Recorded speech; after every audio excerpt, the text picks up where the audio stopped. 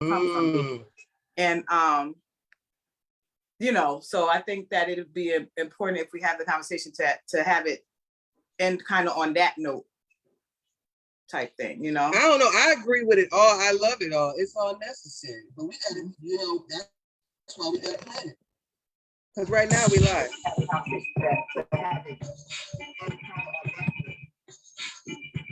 Y'all hear this?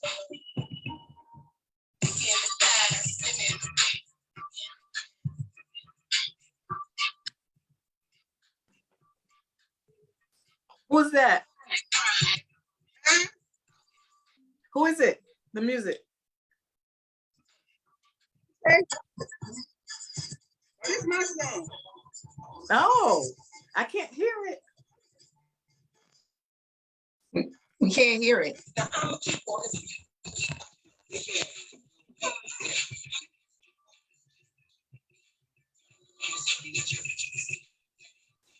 Have it.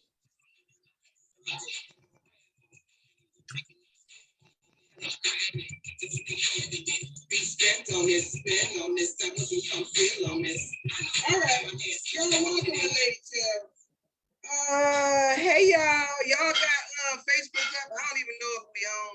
I believe we on. We on. We're on. Live. Welcome to Lady Tales. It's Tuesday. How you doing? Pretty good. Hey. I just wanted to come on in with a little fun music because it is what it is. It's Tuesday. It's Lady Tale time. And although, you know, we talk about several subjects, you know, right now it's time to relax and explore, see if we can come up with some solutions on doing things a little differently so we can work better together. We got some fun with it though. We have Sasha joining us. Another one of our Healing with Him sisters is here. We got some sisters in the chat who are going to be making their comment. I did put it in the group for those who did see it. I explained what we're doing and why. Didn't watch it. Go ahead and watch it. 50 Black women tried to come together and put on a great, and actually we did put on a good event. It was amazing. It was great. It was great. It was great. But it, just like everything else in life, it was a little bit of struggle getting there. But it was good and it was bad and it was ugly. Some people got called a bitch, some people ain't like it, but we made it. And that's why we here. So, and we're gonna try to explore, just like the 6 brown chicks in the video that I shared. We're gonna listen to the elders, try to own our own shit, and explore how maybe we can do things a little differently when we come together again and try to work on something. So welcome. So I got a question for y'all. Okay, all right, I see you, Sasha. I got a question. Okay, so did y'all watch the episode that I shared of Iyanla? I don't know why I was watching. Because I got to crying. Yes, I watched it. I watched it. I usually be laughing at cheetahs or something. But I got to crying. And it was beautiful. He's so funny. It was beautiful for them women, to, you know, for us women. So I got a question. I wrote down the negative characteristics that I saw on the show that was exuded from the ladies, you know, the 6 brown chicks, right? And since we all, I ain't gonna say tried, we worked together. We put on a beautiful event. Some of us still keep in touch. But from that experience, I want to know, and Aquilina, she was not with us, but she is a Black woman and she understands. So I want you to answer this too. I'm gonna throw out these characteristics. They are negative. I want to see if there's any that fit you or you will own as far as that experience we had or just in general. And if it don't fit, it don't fit. But I got 3 of them that I know I did in that group. All right, so we got ego, greed. And remember, she said greed is taking more than you give. Sloth, which is laziness, led by money or money focused, jealousy, manipulation, backstabbing, bitterness or cattiness, too many chiefs, betrayal, you're harsh, rude, needy, sneaky, accusatory, I like that word, condescending, narrow-minded, self-centered. The other one was like people who want to change the rules and they don't suit them. And the other one was putting your hurt on your sister. So who want to go first? Anything, anybody? I'll go first. I can definitely relate. I'm harsh. I have been. I can definitely relate. All of the and I listened. You know, all the way through. I have. Me and the ego had a round to go about. Seriously. There's some work with the ego will kill you if you allow it to. Girl. So that's some work that I've done on a personal level, and I can honestly say, me and the ego, we don't dance like we used to. But being hard is something I still struggle with because, you know, my lived experience has shaped that a lot. I come from a home. My father is he's to the point. There's no gray area and all that old softening it up to deliver it. You know, I love you, I'm your daddy, but this is how it is. So great shot.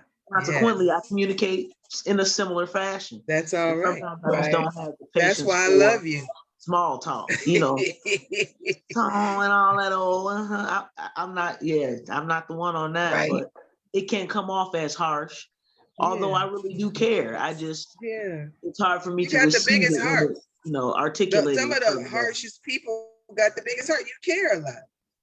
I do care, but I just don't be wanting to hear all of that sometimes, depending on, you know, the delivery, the deliverer.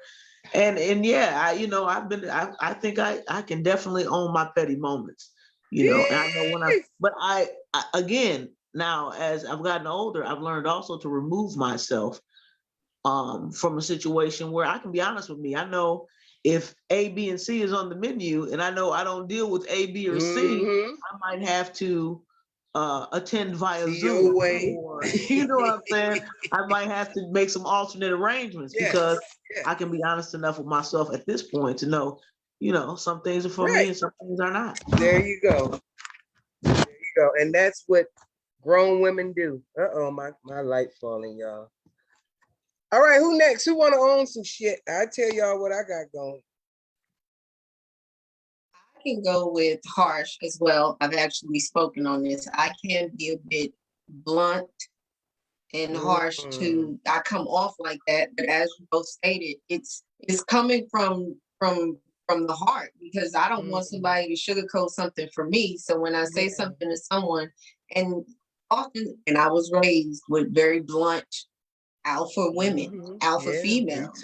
And so nobody sugarcoated anything. So I was raised the same way. So I say things bluntly, and then I have to ask, I'll actually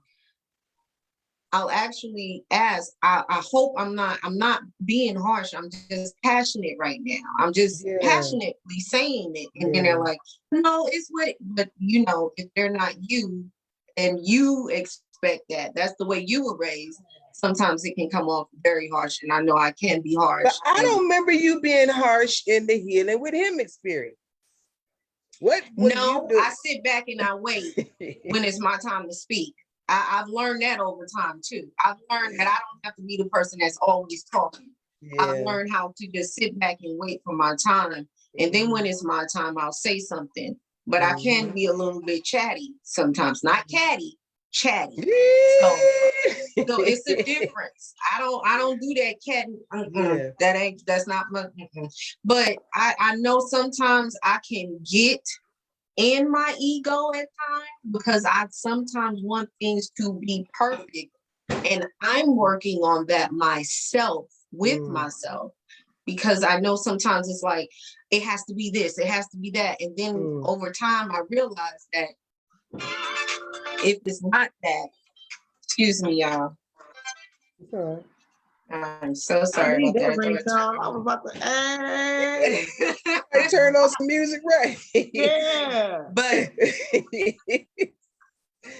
and I know that, you know, and I'm a small person, so you know that people kind of think that I need to be a little bit more, you know, because I'm smaller. But Docile. More yes, timid. you know, you do this, but it's like I'm just really honest, and sometimes it'll come off like that. I've been working on my ego when it comes down to perfectionism. You know, I want things to be perfect, but nothing is perfect, because I feel like this: if you pay me for something, I want to deliver perfection to you, and that's how I feel about it. That's how I feel about it. So do your work unto God. I mean, in excellence, but don't strive for perfect. I mean, strive for perfect, like the moon or something, right? And you be amongst the stars, whatever. Strive for it, but let it go and keep it moving. But I appreciate it. Y'all see, I'm sorry, I was just saying hey to Sylvia in the group, in the chat. Hey. All right, it was you done, Doris. Who going next? I could go next. Go right ahead. Hi everyone. So one of the things that I regret, there are two things I see, one more recent and one really in the past. One of the things that I regret in the past in my relationship with women is being condescending. Now that I'm older and I look back and I'm like, damn, you could have done had your sister. But you made a different choice. So that stuck with me, like, wow, that's not what we want to do over here. But the most recent thing that happened for me is I think putting my hurt on others instead of saying, oh, what part did I play in this? Like just being like, oh, that person did this. Oh, but if we're honest, what role did I play? Right? Because it don't require like you processing it and coming to resolution doesn't necessarily require the other person. That's true. Right? Wow. And if you take ownership of it, sometimes you'll be surprised that the other person will come around too and be like, you know what? I was wrong for that. But sometimes you wait on the other person to apologize first or come to a space to be like, oh, when you're ready, we'll talk about it. Yeah. And we put that on other people. No, I want my peace. Yes, get it off here. So let me reach out first and not wait, because we don't have to do this way. I reached out to Elena. I invited her if she watching. I does that. I get stuff off of me. I really do want sisterhood and love. Even if I cuss you out, I usually come back and say, I'm sorry. Let's work this out. It's all in love. It takes a little bit of work sometimes, you know, because we come from different experiences. And sometimes the thing you said to me in the moment that triggered me, it wasn't you, but it's the time when somebody did something and really hurt me. Yes. And you reminded me of that. So now you're getting all of it, but it's really not your fault. That's exactly what it was. And I tried to explain it to them. You know, it reminded me, working with this group reminded me of working corporate America, like at a job. Like you saw all the same personalities. And for someone to be passive aggressive and condescending and to speak to me as if I lack some sort of intelligence because I'm chilling and ain't took the time to Google me and see what my intelligence level is, you're gonna get cussed out. And then we can talk later. So go ahead, Miss Johnson. What was your experience? Well, my experience with healing with him was just too many chiefs. Yes. Cattiness. And for me, well, I didn't because I wasn't like that close and I didn't really know a lot of people outside of Dr. Venus, because I've known her for some years, but I didn't really know anyone else. So I didn't have that familiar connection with anyone. So the backbiting, I wasn't privy to that. I kind of like heard about it like third person. But the fact that, and for me, it was some ego, and I had to own that because it's like I know what I bring to the table, right? Yeah. Right. I have my master's in clinical psych, and that's not an easy That's not an easy degree to get because no one just handed it to you because you show up, right?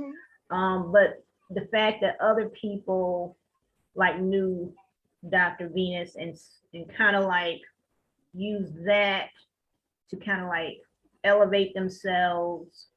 And then it's like, okay, and then I wasn't afforded a place at the table because decisions were made that I wasn't privy to, so I couldn't give any input. And then it was just like, okay, this is what we're gonna do. So of course, you know, human, I'm kind of like, oh, wow, okay, I kind of like felt like this kind of like a slap.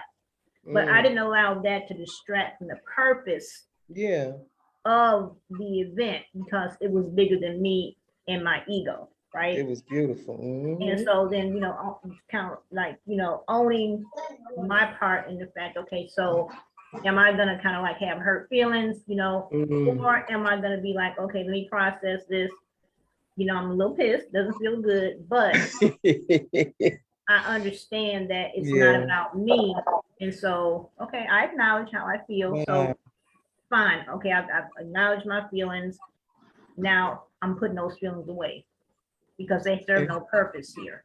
And so, and I can be harsh at times, but I've learned to temper the harshness with empathy. Being able to understand and see through somebody's eyes and allow their lived experience to be validated, but not take on their hurt. Okay, I understand you may have experienced something and it left some stains on you, but don't rub up against me and get me dirty. You know there you go. So yeah, so having those healthy boundaries. So, yeah. Wow. All right, Tania. Well, go ahead, baby. What's going on? I have the quality of overcoming harshness, being egotistical, condescending. However, I did not exhibit that in healing with him because I said, this is a group of women. I'm going to do different. I ain't seen none of that. Right. But you talk to them, they'll tell you. Wow. Yeah, for real. And because it comes when you're doing self-work, that's what happens. However, everything that you mentioned, I did I saw within the group. And that's why I would stay silent a lot, like I do not even want to be involved in anything like this. And there was a young lady, I won't name her, who mentioned like one particular night when an incident happened, and she came out with sage and stuff, and I really felt like that. Like I'm like, I really felt like that. Like, what is going on? It got heavy sometimes. It got really heavy, and the condescension was continual and blatant. And if you didn't feel it, you were above here as a saint, or because or you weren't connected. Or you weren't connected. However, like Jocelyn said, I was there just for the bigger purpose. When I first saw the fact that I genuinely, like in the Ayala Van Zant video, I genuinely believed in the vision. Yes. I kept saying, but Black men heal wounds. Well, they want to talk about this. And they must. I was like, remember? I kept saying, and then when Sasha came on the cosign, I'm like, okay, the way how I was trying to portray it, like the Black men. And I remember we had this little off. We were a little off with our idealism, but at the same time, it was more. I was just like, why are we talking about? It's about Black men healing, humanizing their thing, and it kept going somewhere else. And I said to Tia, is this even Dr. V's vision anymore? So the takeover and all that was happening. I said it many times because I joined for a specific thing and it snowballed, and it was snowballing to something else entirely different. So that was my experience. And I just stayed because I believe in the purpose, and B, because I vowed the next thing that I did, I was going to do it into completion. Because week 4 or 5, I was like, oh, it's exhausting. And like you said, it was more a job than a volunteer work, and stuff. And so, but that's what I think about it. Beautiful. I know you had them characteristics. No, I'm kidding. You worked through them, baby. So I can admit. Go ahead. Can I say something? And I wanted to touch on what Sasha said. Yeah. You know how we throw off on someone else. We throw off on our expectation of people. I believe I've experienced that with my own mentor. So, you know, you expect them to be a certain way and to show up a certain way because they are, quote unquote, that person and that title. Well, they and speaking life into you. So then, of course, you would expect somebody gonna give you life should have some life. Right. And that's what you want to know when I watched the video of Fix My Life. I was listening to the young lady, the youngest one, and I was like, wow, I've experienced that myself. Because sometimes we place people on a pedestal and they are just as human as we are. And that sometimes it's like, wait, why am I putting all this expectation on someone else when I need to sit back and figure out, like, why is this something that I'm doing? And I really resonated with that when she was talking about that on the video. And I think sometimes I saw that in the Healing with Him. From time to time, people were doing, and I was like, this is okay, y'all. We gotta stay focused. Like Tania said, we have to stay focused on what we're doing. But sometimes people were throwing off that expectation and this and that. And I'm like, it's a different ball game. She, you know, it's stated, this is what it is. And I've experienced the confusion of what are we doing? What are we doing? Well, we're gonna talk about you know, what made us all answer the call.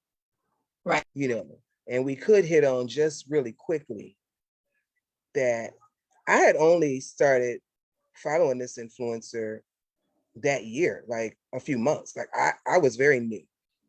And I liked what she was saying as far as the racial injustice and, you know, racial trauma, because that's where I was at and that's what I was looking at and studying. But I don't know if the women that generally follow this person are somewhat wounded women looking for a savior. So I don't know if the women that signed up was I trying to work with trauma-filled women. I don't know. But anyway, let me tell y'all mine, then we can talk about it. So, too many chiefs, definitely. I can be harsh. Y'all know it. Rude. And I can put my hurt on my sister. Because if I'm automatically not in a good mood or having a bad day, people close to me know it. And it's like, dang, why are you talking to me like that? But I from my standpoint, I feel like I get quiet and I go by myself. So if you know me and love me, you should know that. You should see the difference in my energy. So I'm trying to avoid you. If you come in my room and ask me something stupid, you're going to get the answer the way that I feel right now. But I still love you. So I think I might know the answer, especially with this group. So why did y'all answer the call? What was your motivation? We can go in alphabetical order, Doris. No. Go ahead. Go ahead, Ms. Jocelyn. Well, for me, it's like I have 3 grown sons. And for me, as their mom, and, you know, growing up how I grew up, I wanted to be better for them. And I wanted to learn how to grow, because sometimes you go through life, you have experiences, and you kind of think you know what you know, but then a lot of it is your perspective, your experiences.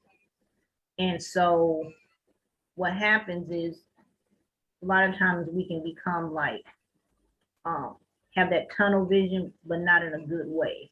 And sometimes it's good periodically to learn new things, incorporate them, make them your own for your own betterment, and to be better for the people around you. And you know, I knew Dr. Venus, and I knew her caliber. I knew her integrity, her level of integrity. And so I'm like, okay, yeah, just I'm feeling it. So for me, that was my reasoning. And to be able to go outside and help other Black men.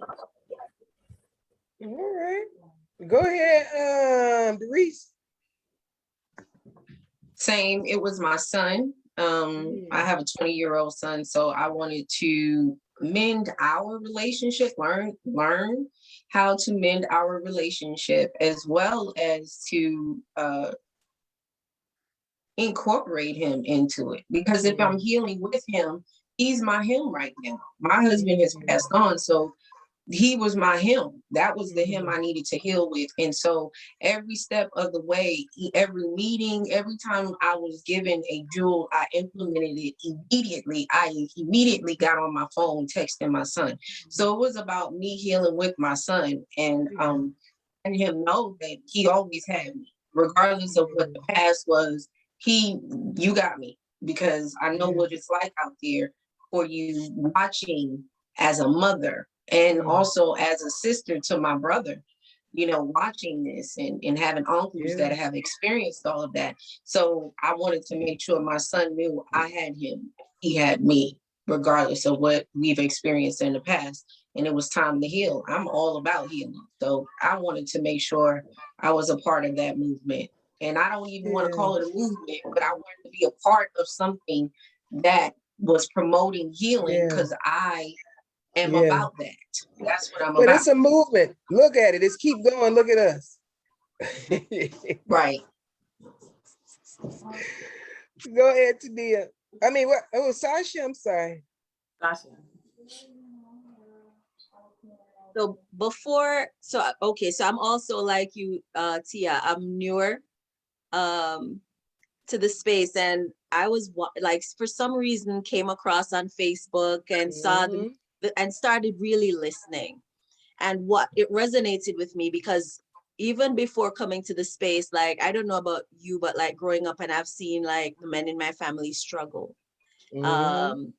with drinking and certain other things. And I'm like, what happened to you? Like, I have all these questions, because you know, these amazing people who poured into me, but like clearly they're having certain struggles, and it didn't make sense to me. So like being in that space offered me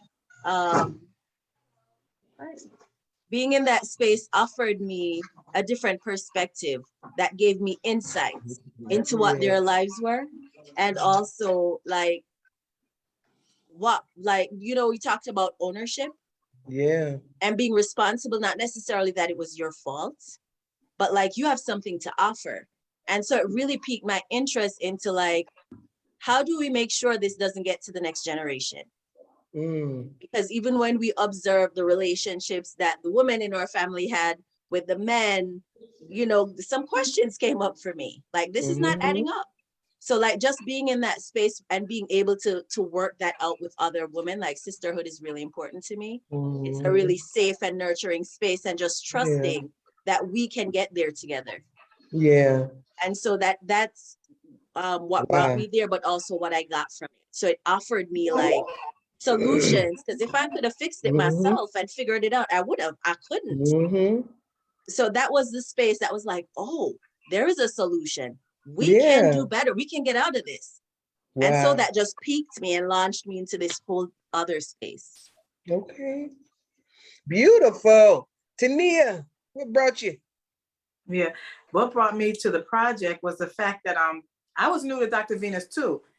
But when she first came on, she was talking about like making millionaires.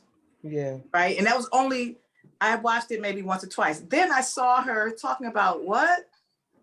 Humanizing Black men's trauma. That was my space. And I said, oh, shoot, she looks like me. She's saying what I'm saying. Dad, why didn't I start this blog? But good, she did it. Right. So I was excited because I really, you know, I'm certain age now. And since I was a youth, you know, I've been, you know, with the thing about Black men, I know a lot of things she was saying, like we're more educated as women, like all the things like how it's breaking down, how the family's broken down on purpose, all that was already, I already knew all that, but she was saying online. So when it came to the point that she was going to do a whole project about it, I was like, no, you can't, you know, that's to me, y'all want, if I wasn't here with you and I saw you famous because you're on Facebook, because I don't, you know, whatever. So I'm like, how could I'm going to be in the room, you know, I could be in the room and maybe give some input. And that's why I kept saying what I said, just about that, because that was what she said it was. And that's the only reason why I joined. All this other stuff, I don't know what y'all talking about right now. Yeah. That's how I was. But healing Black man, when my father is a Black man, my grandfather's a Black man, my son is a Black man, I'm the biggest sister of my 3 little brothers. They all Black man. I got 2 sons. And these, I see my son, he's 25 now, and he was 15 years old, and him and his friend was walking down the street. That was my nerd boy. I moved to the neighborhood. He only had white friends and whatever. Hung out with his first mixed Black friend. They walking down the street in his neighborhood further up, starts raining. They go under a canopy thing and of a store. The guy comes out with a gun and, you know, tell him to get away. And then I went back there with the cop. No, this is not happening. He said, well, you know, they've been robbed. I said, this dude ain't robbed you. He ain't trying to rob you. He's trying to get dry. He don't have no, you know. That was like, you know, somebody that came out of me. I had my grandfather treated like that, and then somebody came out of me. And you know, he was wounded by that, right? Well, yeah. I watched my father leave our family, go to, you know, certain situations because he was wounded by his situation. Yeah. So I was very passionate about it. And when I heard the calls, she said, inbox me or whatever we had to do, I did it. And then I know what happened, but I'm glad it turned out, you know, I still stayed on board to the end. God is good. God is good. Aquilina, I know you weren't part of this adventure, but you hear what we've been talking about. And what we did was we put on an event to humanize and acknowledge Black male trauma. Yes. You know, so if there was an event happening like that, like, and you was to sign on, what would be your motivation? My grandfather, my father's father, and my mother's father. You know, I think about the fact that neither of my grandfathers could vote until they were in their 40s, to their mid 40s. One of my grandfathers had left the South and vowed never to return, but you know, and from Clarksdale, Mississippi, the other from Knoxville, Tennessee, and they came here in '68, and just the heaviness of hoping, all of the hope that they had in them, that they were coming to something better. Yeah. For it to be like it is, you know, or like it was. I just can't imagine. I've been thinking about that a lot the last couple of days, just in terms of what it's like to carry that. What it's like to carry that and really have no value in a society, to be family, you know, have nobody to value who you really the man that you are.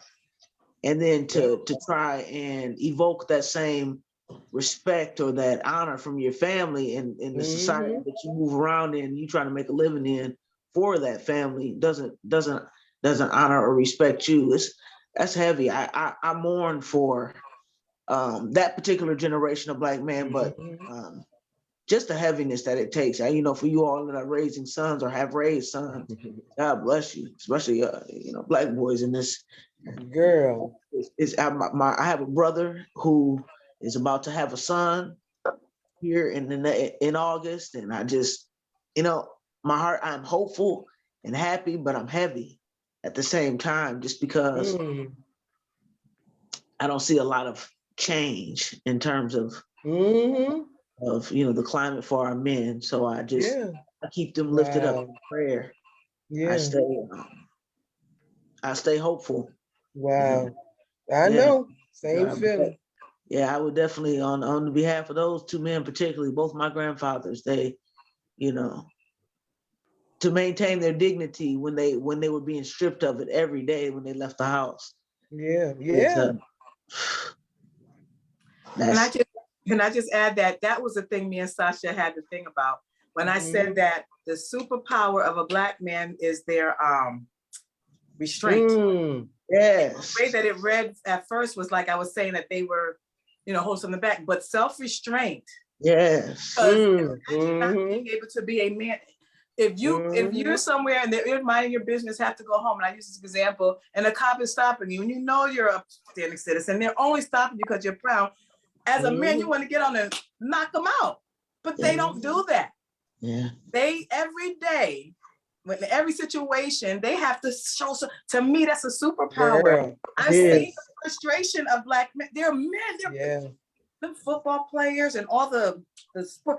Our men are national gladiators. They can kick anybody they want with their hands without guns, right? Yeah. All they have to succumb to the law. We gotta tell them, put your hands behind your back. When sometimes it's like if somebody tell you you're doing something wrong and you know you didn't, and you just want to yell and scream. They go through that on a daily basis. They have to walk outside every day knowing that somebody's looking at them, that they're the worst person, they're the worst, you know, not all Black men, but that demographic that has to do that. Absolutely. They have to show a lot of self-restraint. And so that, you know, that's the grief too of it, like that the dignity and all that's dignity, but also like, I'm going to maintain it because I need to live I need to go home to my wife tonight. Instead of wrestling somebody to the ground and just messing with them, you know? Absolutely. Yeah. Heavyweight. Well, y'all already told y'all why I came. I didn't really know her. She was talking what I was already looking at, dang, what's that lady's name? I forget it. But you know, the lady who the whatever, she be talking about the trauma of racism. Gosh, Joy? I love Joy DeGruy. Joy DeGruy, I'm sorry, I love her. But I was already looking at that. I had been doing different webinars and different Zoom calls because it was big, you know, after George Floyd. And I was, you know, working at FSU and with they Center for Leadership and Social Change. And so I do it like that because I signed up to be AmeriCorps leader. I didn't know I was gonna get thrown into social justice because I was a little bit overwhelmed and I wasn't ready. But she came on, she was talking it. I loved it. I love sisterhood. I have a stepson. I'm sorry. I have a son. He's in Arizona. I have uncles. I have, you know, my nephew. But I joined because I like what she was doing and I wanted to help. I'm like, yeah, I think I put in the chat, like, hell yeah, when she said who I want to join. And then I was thinking like 20 women, you know, let me go and get mine in. But by the time we had our first meeting, everybody was thinking they was gonna be too late, but it wasn't too late. We had to get on there and call more people, you know? And so when she asked us to reach out to more Black women, of course, I'm gonna text and call my family and friends. So that's how my sister got on there, you know, Keela, you know, and I'm not sure, you know, how people took it, not knowing that we sisters, but bitch, I ain't got to announce it. I mean, we ain't got nothing to hide, and you asked me to call more Black women, so. And I don't even talk to her ass every day. So anyway, that's why I joined. That's why I saw it through. Now I will tell y'all, I got in the trunk because I was one of the leaders. Me and T. I don't know if T owns, she'll watch it later. Me and T was asked, or we volunteered, whatever, to be the leader, the head generals or whatever. Y'all didn't see a lot of things that happened behind the scenes, the phone calls, the meetings, the tension. The tension started at the top, as tension usually do. Just like that girl who was a hot mess in the 6 brown chicks. If the head got trouble, the body ain't got no hope, but we pulled it together, okay? So there was a lot of behind the scenes mess. There was not a lot of communication. There was too many chiefs, like we said. But we brought it together. When I got in the trunk, I will tell you it's because I was hurt. And I told you I was hurt. I put it in the group chat. I used the word bitch for those who was offended. You know, they ain't bothered to let me know. Because I used it in a general statement. And so those who knew they was being a bitch, that's who it was for. Those who knew they wasn't could keep it moving. And then when I put something heartfelt in the group about my past and me growing up and my hurts for someone that I look up to who should be a leader, to do an emoji with a condescending and maybe and I don't know all gifts. Is that what it's called? GIF? Say, I call it gifts, whatever. I don't know them all, but it looked very condescending. And so that's when I was like, you know what? Women can be some of the nastiest, cattiest, messiest bitches. And although my heart is for women, I will not put myself in a position to be hurt by somebody who already hurt while I'm just trying to be good to this little bitch. Okay. That was my come from. I emailed them and I said, I'm not quitting, but I will be in the trunk. I'm here for love and laughter. When you want it, knock and open the trunk. If not, leave it shut. Because just like at work, you got people who need to be in the light, want more than they think they're getting, think they smarter than you, want to flash their degrees on their chest, like you was born with the knowledge. When if you want to learn something, all you got to do is sign up, pay your money, study, take notes, and you know it. So I don't know why some of us who have earned degrees, like these bitches at Spelman, not all of them, if y'all watching, I ain't go to the school, whatever. I ain't apply. I could have got in, bitches. Anyway.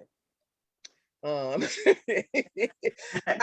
deal with the Clark ladies. We went to Clark, we had fun. They was laid back. You just the energy. I'm walking around Spelman and one girl didn't want to say nothing, you know, so me being the mouthpiece, she was like, I want to think I have bikes on campus. I don't see any bikes. I'm like, well, shit, I asked. So I asked the little girl, we noticed we don't see any bikes on campus. Are bikes allowed?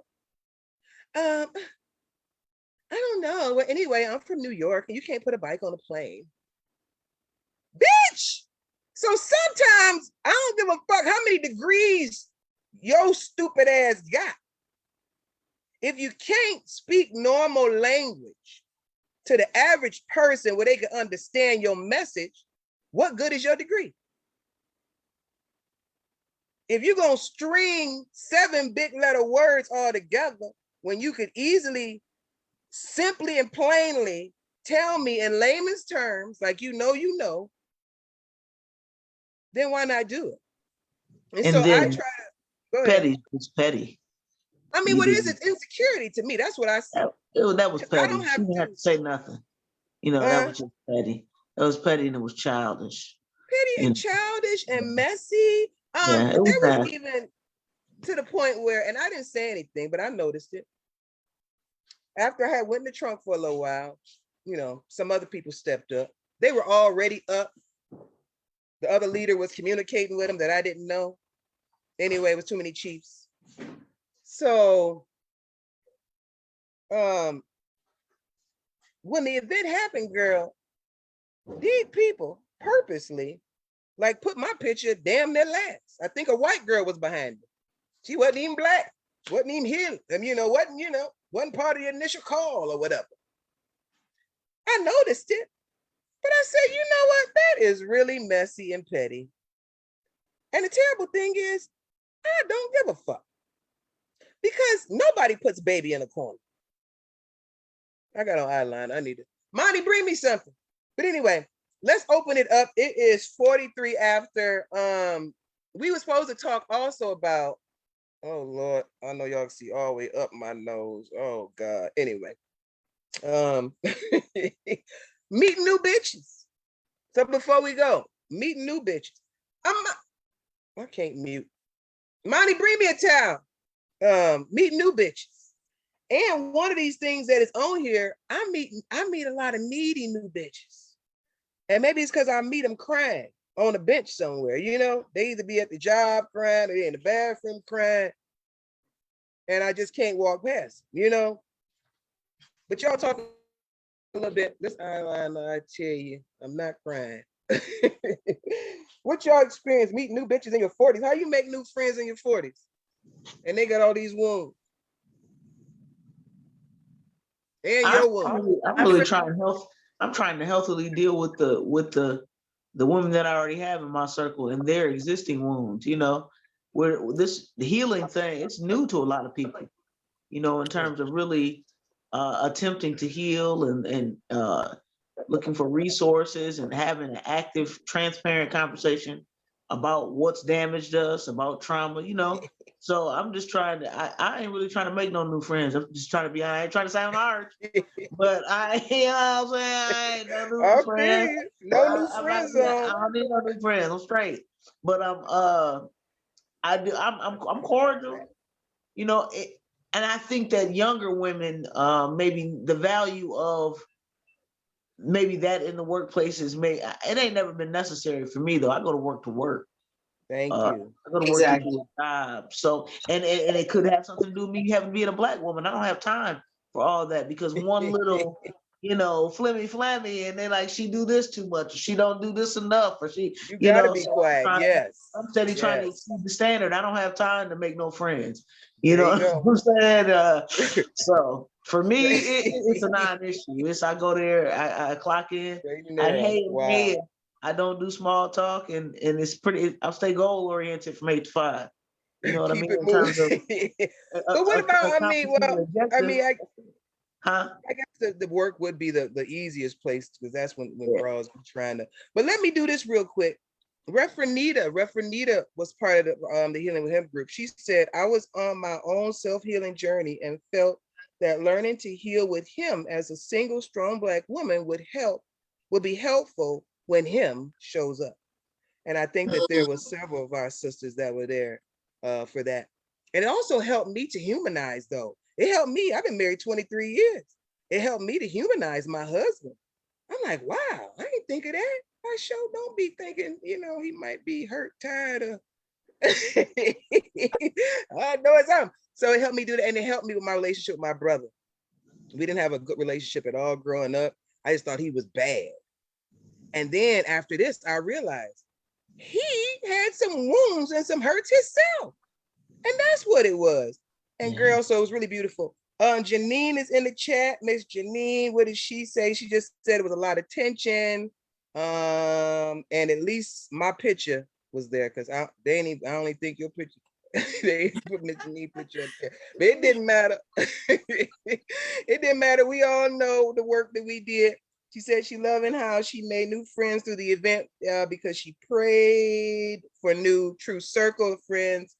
It opened her up to being able to heal the relationship with her son, her daughter even, and she tried with him, but he gave in to the wound. So until the next him come along, matter of fact, we're going to talk about next week's show because we're going to have as many single Black men over 40 on this panel as possible. I'm reaching out to as many as possible because I don't know how many going to show. You know, so y'all know any single Black men over 40 who don't mind talking? It's all gonna be all men. They ain't gotta worry about us cattiness or chattiness or cutting them off. But I am gonna pull questions from the women out of bowl and they gonna answer. But I'm gonna get questions from the men before they leave, and y'all gonna have to answer them the following week. So you never know. And I got some good men on here too with good jobs. You know, I don't know them, you know, I ain't never dated them. I probably wouldn't date them. Hey, y'all ain't me. We might make a love connection, you never know. But anyway, go ahead, y'all. Who else want to talk about meeting new friends? I tell y'all a couple of them that I met, but go ahead. I'll go ahead. So it's funny, like I don't necessarily go out with the intention of meeting new people, but sometimes you just connect with people and those things flourish. So I'm not forcing anything, but when those connections happen, like I feed it because I'm at a place now where over time, like I've created a village of women who are just wholesome. Like we're not perfect. What I've learned to do is not take the thing personal because I've learned that, okay, I hear you. I know that's not me that you're lashing out at. So when you calm down a little bit, we can revisit that conversation. So learning, and they do that with me too. Like we offer each other grace. So like, I think it was Doris was saying, when I feel passionate about something, you might feel like I'm coming to get you and attack you. It's not that. I'm feeling real passionate. And then my friends will say to me, you're talking real hard to me right now. And then I have to reel it back a little. So we hold each other accountable. That's but like, awesome. You know, there is space, lots of grace. and, you know, not judging ourselves, like be willing to just step up and say, you know what, I felt some type of way.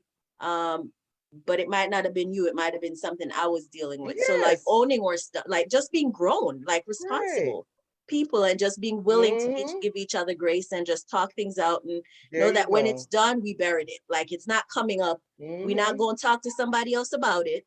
If I have an Yeah, issue with you, I'm coming directly to you. No need to right. go outside. So like just being adults There and, you go. responsible adults in the space, and offering each other grace and forgiveness freely. Those are the solutions, girl. You done said about 4, 5 of them. There you go. That's being grown, nipping it in the bud. And communication, I'm telling you, is the root And of maybe most, somebody if can't not do that. all, Yeah. disagreement. Yeah, and Yes. somebody can't do that. You might not be able to have them in your space like that, and that's okay. Mhm. Like you don't have the same type of Yeah. relationships. Just being honest with yourself and with other people. Mhm. Yeah. Wow. Awesome. Go ahead, Tania. Did I hear you? No, I think Sasha summed it up, because I have friends. My new friend is you, Tia, and Doreen and Jocelyn. Like y'all my new Like my friends. best buddy But- shit. I don't really talk. Go ahead. But no, just like Sasha, we have a network over here of ladies that even in my Yeah. most recent situation that I went through, Mhm. just we always cover each other, and then Wow. and without judgment, help each other out. I mean, my friends That's beautiful. from when I was like in my 20s or in before, those are my same friends, so Wonderful. yeah. Well, Beautiful. I got my best friend of 30, 40 years with me, and Torshika Ford, been friends since 5th grade. Shout out Torshika Ford. She working. Go on. I didn't mean to cut you off. Johnson, who didn't share yet? Johnson?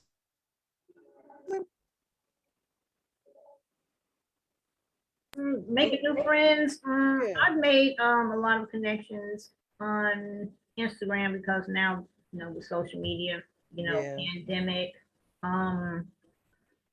But then I've also come to the realization that everybody is not in your life long term. And like me, I'm the kind of person that if you're my friend, if you're in my circle, like I might wake up tomorrow and the Holy Spirit puts it on me to send you an emoji, send you something encouraging, Yeah. but then I may not get it back. But the thing is, if you're doing it from a place of love, it's not gonna matter if you get it back from that person, because you're planting seeds, even if the seed is not for you. Well, no, not the seed. Even if the harvest is not for you, it may be for someone in your family. It may be for some other friends you have. So going into it with that pureness. And I talk to a lot of people. I don't necessarily know if it's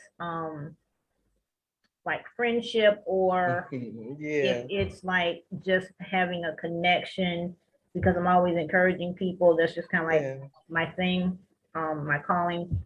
Pouring into people. I'm solution focused. And so I had to realize that, it may not be like new friends, but actually providing people the resources to be able to choose to begin their healing journey. And sometimes I think that's more important than quote unquote friends. That's a big word anyway. Somebody needs to define it for me. And because people are now, like I was saying before, healing is now in our community is now becoming more of a commonplace, more being a part of our lives now. The stigma is really coming down, thank God. And so now people are understanding. Sasha It's more than me just being who I am, and this is just how I am. It's now more so, dang, something is wrong, and I kind of need to work on it, because it is impacting my relationships. It's impacting my relationship with myself first. So yeah, I believe I'm friendly, but friends, you know, my thing is friends will come when they're supposed to, as opposed to me going out looking, because if I try to find friends, I might pick the wrong people, because sometimes our heart gets in the way and we like want to help people, and you kind of like get caught up in that, and it's hard to untangle yourself from that. Girl. As opposed to letting God bring the people to you who needs to be, because you have to have a standard for yourself, right? You have to know what you want in life, and have people who are going to pour into you, who are going to challenge you, who are going to tell you the truth. So yeah. Wow. Thank you. Well, one thing that you did say, and I had to tell one of my friends this, the people that I help, I don't expect anything from them, because what I've learned in my life is that when God put it on my heart to do it for them, they ain't even in a position to be able to bless me. That's not what they're there for. You know, my blessings usually come from somebody else, and definitely from God, you know? So it's kind of like, you know, but also you said, giving without expectation, just like I did with that group thing. And every volunteer situation I'm in, I only give what I want. That way, when I walk away, ain't no regret. Like I used to tell my daughter, I used to have her and my son go in the basement and clean it up. And she would always come back and complain, he ain't even do nothing. He did. I said, don't clean the whole basement and complain about it later. Why you just ain't do your half and take your behind upstairs? That's what I would did. So whenever she say that, don't clean the whole basement and complain about it later. Only give what you are willing to give freely and walk away from, and don't expect anything back. So some of the solutions that they talked about, the women that came in, the wise women praying for them, transparency, we hit on, compromise, honesty, communication, excellence. And excellence to me means I do whatever I do it unto the Lord. If I'm gonna put my name on it, I'm gonna give it my all. Else my name ain't gonna be on it. If I can do it right, I'm gonna do it. I'm not a perfectionist, but I will keep, you know, do it as best as I can. Integrity, you know, when ain't nobody looking. If I put a wet food stamp on the floor, you better not touch it. Give without return, and then treating people well. Just, you know, wanting to treat people well, you know, in general. So that's the solutions. You know, reach out to a mental health professional, call the suicide hotline, get the professionals if you need them. Those are some of the solutions that I saw that I can live with, that I do in my life, that other Black women have shared.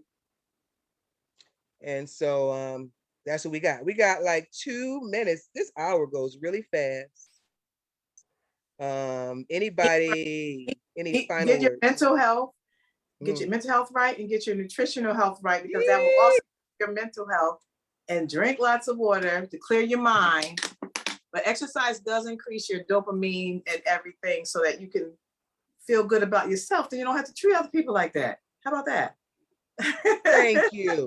Thank you. And we could talk all day. There was so many different angles and ways we could have went, but I think that this was very positive. I love you, ladies. Oh, when we go out, Derice, let's sing our song.